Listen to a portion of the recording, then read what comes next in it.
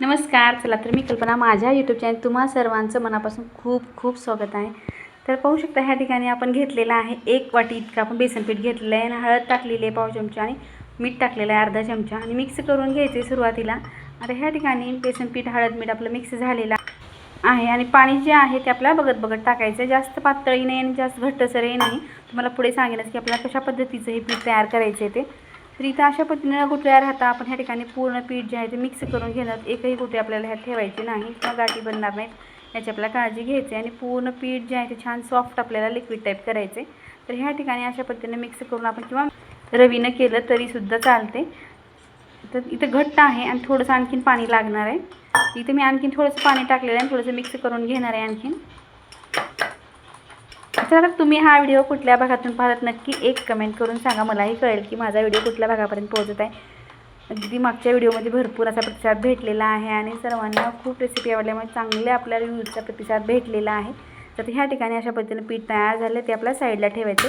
इथं आपण आता लसूण घेतलेलं आहे. लसणाच्या काही पाकळ्या आपल्याला सोलून घ्यायचे आहे. इथे वरची आता मी पूर्ण साल आहे ती काढून घेणार आहे. आता इथं लसणावरची आपली साल काढून झाली की आपण ह्या ठिकाणी घेतलेली हिरवी मिरची आणि 2 मिरच्या घेतलेल्या आहेत आणि आपल्याला ते उभ्या कट करून घ्यायचं आहे. उभ्या कट करून झालं की अगदी लहान लहान आकारात आपण कट करून घेणार किंवा मिक्सरला काढलेली असली तरीसुद्धा चालते. पण इथं मी या ठिकाणी कटच करून घेणार आहे. अगदी छान टेस्ट आहे. तुम्ही सुद्धा नक्की ट्राय करा हा पदार्थ. इथे मिरची तर आता आपण दोन्ही कट करून घेतलेले आहेत. मिरची कट करून झालं की आपण जे लसणाच्या काही पाकळ्या घेतल्यात ते सुद्धा आपण ह्या ठिकाणी कट करून घेणार आहोत किंवा ठेचून घेतलं तरीसुद्धा चालते. पण कट करून घेतल्यामुळे अगदी खाताना चव चांगली येते. त्यामुळे ह्या ठिकाणी मी कट करून घेणार आहे. तर अशा पद्धतीने लहान आकारात आपण लसणसुद्धा कट करून घेतलेलं आहे. आता लसण आणि मिरची कट करून झालं की आपण थोडीशी ह्या ठिकाणी आता घेतलेली आहे कोथिंबीर. कोथिंबीरसुद्धा आपल्याला कट करून घ्यायचे. चला तर ह्या ठिकाणी आपली तयारी तर झालेली आहे. त्या पुढं आपल्याला पदार्थ कसा बनायचा ते पाहायचं आहे. आता गॅसवरती आपण पॅन ठेवलेलं आहे. पॅन छान गरम झालं की त्यामध्ये आपल्याला टाकायचे 2 चमचे इतकं तेल टाकून घ्यायचं आहे. आता इथे 2 चमचे तेल टाकलं की तेल चांगलं गरम झालं की आपण ह्यामध्ये अर्धा चमचा इतकी मोहरी टाकून घेणार आहोत. आता मोहरी छान तडतडली की त्यामध्येच आपल्याला 1 चमचा इतके जिरे टाकून घ्यायचे.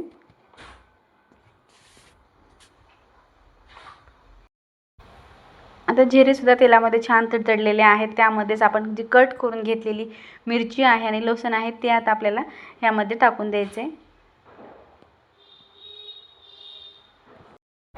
लसूण आणि मिरची आपण ह्यात टाकलेली आहे. टाकल्यानंतर थोडंसं आपल्याला मऊसर होईपर्यंत परतून घ्यायचं आहे. जास्तही आपल्याला लालसर होऊ द्यायचा नाही. लसूण जे आहे ते आपल्याला गॅस मिडियम ठेवून आपल्याला थोडंसं परतवून घ्यायचं जे की चांगलं मऊसर होईल इतकं आपण ह्या ठिकाणी परतून घेणार आहोत. जर माझ्या चॅनल प्लीज चॅनलला एक लाईक करा, शेअर करा, सबस्क्राईब करा. जेव्हा असे नवीन व्हिडिओ बनवतील सर्वप्रथम तुम्हाला पाहायला भेटतील. किंवा तुम्हाला आणखीन कुठल्या रेसिपी असेल नक्की एक कमेंट करून सांगा. नक्की दाखवण्याचा प्रयत्न केला जाईल. तर इथे लसूण जे आहे ते छान आपला मऊसर झालेला आहे आणि त्यामध्ये आपण जे पीठ मिक्स करून घेतलेलं आहे बेसनचं थोडं थोडं करत आपल्याला हे आता पॅनमध्ये टाकायचं. एकदम पीठ टाकायचं नाही, नाहीतर गाठी बनण्याची शक्यता असते आणि खूप लवकर घट्ट होते. त्यामुळे थोडं थोडं आपल्याला पीठाचं सावकाश टाकून घ्यायचं आहे. नेहमी आपण पदार्थ हा बनवतो पण अगदी छान झटपट आहे आणि न बिघडणार आहे. आणि फर्स्ट टाईम जरी कोणी बनवतं बिघडणार नाही. अगदी सोपी पद्धत आहे. तर इथं पीठ जे आहे ते पूर्ण आता आपलं टाकून झालेलं आहे. टाकल्यानंतर काय करायचं आपल्याला गॅस एकदम मिडियम करायचे आणि वरती थोडंसं 2 ते 3 मिनिटाकरता आपल्याला झाकण ठेवायचं. त्या अगोदर आपण थोडंसं या ठिकाणी मिक्स करून घेणार आहोत. कारण बेसन आहे खूप लवकर आवळलं जातं आणि खूप लवकर घट्ट होतं. त्यामुळे आपल्याला थोडंसं पटपट मिक्स करून घ्यायचं आहे आणि पटकन मिक्स केल्यानंतर आपण ह्यावरती आता झाकण ठेवून घेणार आहोत. आता ह्या ठिकाणी आपण झाकण ठेवून घेतलेलं आहे. 2 ते 3 मिनिटाकरता आपल्याला असंच झाकून ठेवायचे. आता इथं आपले 2 ते 3 मिनिट झालेले आहेत. आपल्याला आता पाहायचं की आपलं पीठ कितीपट शिजलेलं आहे ते. तर इथं अगदी छान मऊसर झालेलं आहे. आता मऊसर झाल्यानंतर काय करायचं आपल्याला आणखीन थोडंसं पॅनमध्ये हलवत चांगलाच एक गोळा तयार करून घ्यायचा आहे.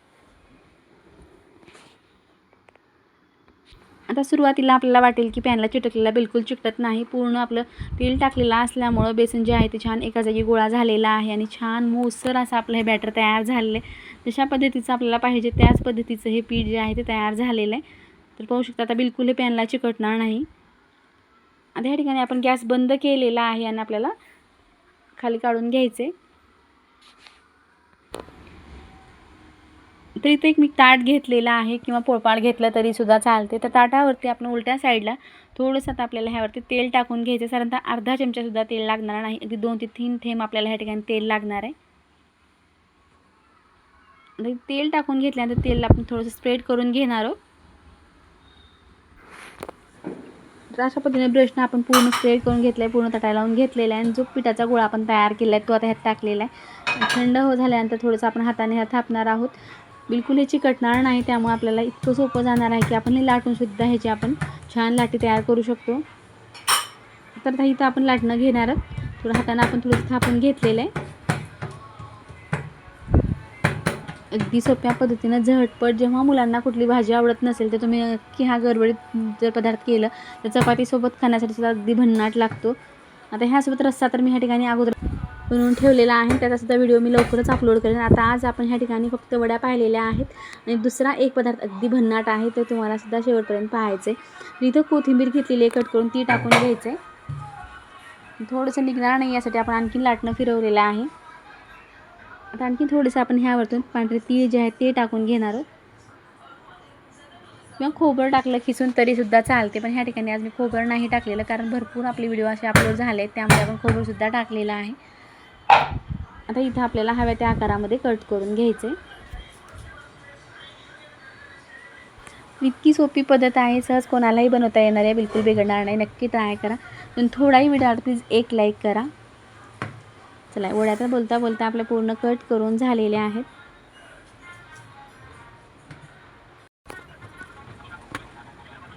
पाहू शकता अगदी छान अलगद आपल्या ह्या वड्या निघाल्या. बिलकुल एकही वडी आपल्या ह्या ठिकाणी तुटणार नाही. अगदी मस्त आकारामध्ये आपल्या ह्या वड्या पण तयार झालेत. आता प्लेटमध्ये आपण हे सर्व वड्या ज्या आहेत त्या काढून घेणार आहोत. तर इथं आपल्या पूर्ण वड्या ज्या आहेत त्या काढून झालेल्या आहेत, खाण्यासाठी तयार आहेत. रस्सा आणि मस्त आपल्या ह्या वड्या तयार झालेल्या आहेत. तर तुम्हाला ह्या वड्या कशा वाटल्या नक्की एक कमेंट करून सांगा. चला, तर आता वड्या तर पाहिल्या आहेत. पुढचा एक भन्नाट मुलांचा सर्वात आवडणारा पदार्थ आहे, अगदी सोप्या पद्धतीने ते कसा करायचं ते आता आपल्याला पाहायचं आहे. तर इथं आपण घेतलेले आहे 4 ते 5 बटाटे पूर्ण उकडून घेतलेले आहेत. त्यावरची आपण सालसुद्धा काढून घेतलेली आणि चांगलं आपण हे उकडून घेतल्यामुळे खूप लवकर मॅश होतात. तर इथे मी प्लेटमध्ये थोडं मॅशरनं ह्याला मॅश करून घेणार आहे. तुम्हाला पाहत लक्षात आलं असेल की आपण बटाटे कितपत हे उकडलेत. अगदी छान पेस्ट होणार आहे, बिलकुल ह्यात गाठी वगैरे राहणार नाहीत. तर ह्या ठिकाणी मॅशरनं आपण थोडंसं मॅश केलेलं आहे. चला, तर आपल्याला पुढची तयारी करायची आहे. इथे मिक्सरचं भांडं घेतलं, त्यामध्ये आपण 4 ते 5 चमचे मिरच्या टाकलेल्या आहेत, थोडे 4 ते 5 पाकळ्या लसणाच्या टाकल्या आहेत आणि थोडंसं मीठ टाकलेलं आहे आणि मिक्सरला आपण ते छान फिरवून घेतलेलं आहे. आता त्यानंतर आपल्याला कढईमध्ये तेल टाकून घ्यायचं. तेल छान गरम झालं की आता ह्यामध्ये जी आपण मिरची घेतली ती सुद्धा आपली वाटून झालेली आहे. 1 चमचा आपल्याला जिरे टाकून घ्यायचे. आता जिरे छान तळतले की त्यामध्ये आपण वाटून घेतलेली मिरची आहे ती टाकायची. जिरे चांगली तळली जाईल, कारण कच्ची मिरची आपण वाटून घेतलेली आहे. अगदी सकाळच्या घाई गडबडीमध्ये सुद्धा आपण हा नाश्ता बनवू शकतो, अगदी मुलांना आवडणारा आहे झटपट. तर इथे मिरची छान तळली की आता ह्यामध्ये आपण जो बटाटा मॅश केला ते टाकायचं. त्या अगोदर आपण थोडीशी ह्या ठिकाणी हळद टाकून घेणार आहोत. तर हळद टाकून आपण मिक्स करून घेतले, जास्तही आपल्याला लालसर होऊ द्यायचं नाही. आणि पूर्ण बटाटा आता यामध्ये आपल्याला टाकायचं आहे.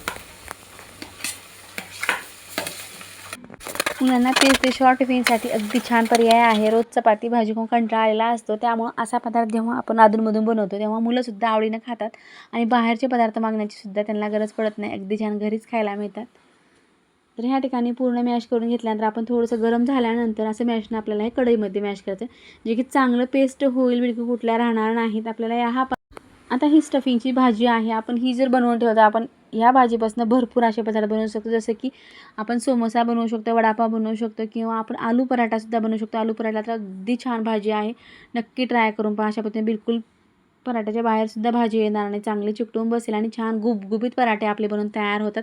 माझी तर करण्याची ही पद्धत खूप छान आहे आणि मला तर अगदी परफेक्ट आलू पराठे ह्या अशा पद्धतीने बनतात. तुम्हीसुद्धा नक्की ट्राय करा.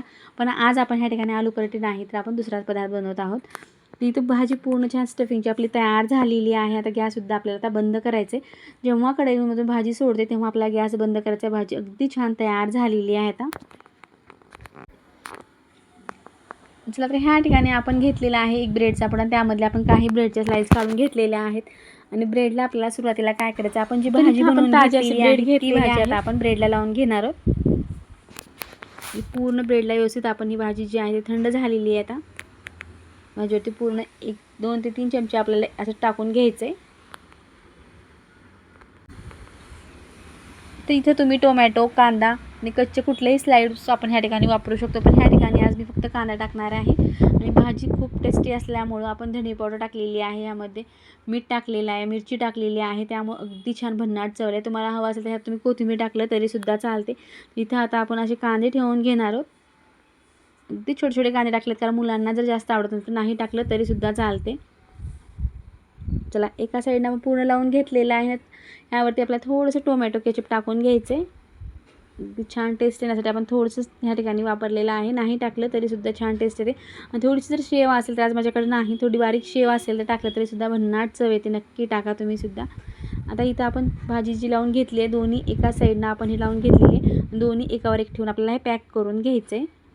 चला, आता ह्या ठिकाणी आपली स्टफिंग भरून ब्रेड तयार झालेले आहेत. गॅसवरती आपण तवा ठेवलेला आहे आणि त्यावरती आपल्याला थोडंसं अजूक तूप टाकून घ्यायचं आहे. आणि छान आपल्याला खरपूस होईपर्यंत दोन्ही साईडनं आपण हे ब्रेड जे आहेत ते छान आपल्याला एक ट्रिकनं आपल्याला हे भाजून घ्यायचं आहे. जेव्हा भाजतो तेव्हा आपल्याला थोडंसं प्रेस करत करत भाजून घ्यायचं आहे, जे की चांगली स्टफिंग गच्च बसली जाईल आणि बिलकुल भाजीसुद्धा बाहेर येणार नाही. आणि टेस्टलासुद्धा अगदी बारकेचे आपले पफ जसे लागतात त्याच पद्धतीने आपला हे सँडविच लागतो. नक्की ट्राय करा. अगदी सोपी पद्धत आहे, पण खाण्यासाठी अगदी भन्नाट आहे. आता दोन्ही साईडनं छान आपली गोल्डन ब्राऊन कलरमध्ये आपण छान भाजून घेतलेलं आहे. दोन्ही आपण सँडविच जे आहे ते तयार करून घेतलेले आहेत. तर अशाच पद्धतीने आता सर्व सँडविच जे आहेत मुलांना मी आता बनवून देणार आहे. चला, आता खाण्यासाठी आपलं सँडविच तयार झालेलं. आता प्लेटमध्ये आपल्याला हे काढून घ्यायचं आहे. ही भाजी आपण 1 ते 2 दिवसाकरता सुद्धा वापरू शकतो. बिलकुल काहीच होणार नाही, कारण आपण कढईमध्ये जेव्हा भाजी भाजून घेतो तेव्हा भाजी बिलकुल लवकर खराब होत नाही. 1 दिवसाकरता ही आरामात टिकते. चला, सँडविच आपण प्लेटमध्ये काढून घेतलेले आहेत आणि आपल्याला ज्या आकारात कट करायचं त्या आकारामध्ये आपण हे कट करून मुलांना खाण्यासाठी देऊ शकतो. तर ह्या ठिकाणी मधून मी आता ह्या ठिकाणी कट करून घेणार आहे. कुरकुरीत झाल्यामुळे खूप लवकर कट होते. तर ह्या ठिकाणी आपलं सँडविच तयार झालं आहे. तुम्हाला हे सँडविच कसे वाटले नक्की एक कमेंट करून सांगा. तर व्हिडिओ पाहिल्याबद्दल धन्यवाद. पुन्हा भेटूया अशाच एका नवीन रेसिपीसोबत.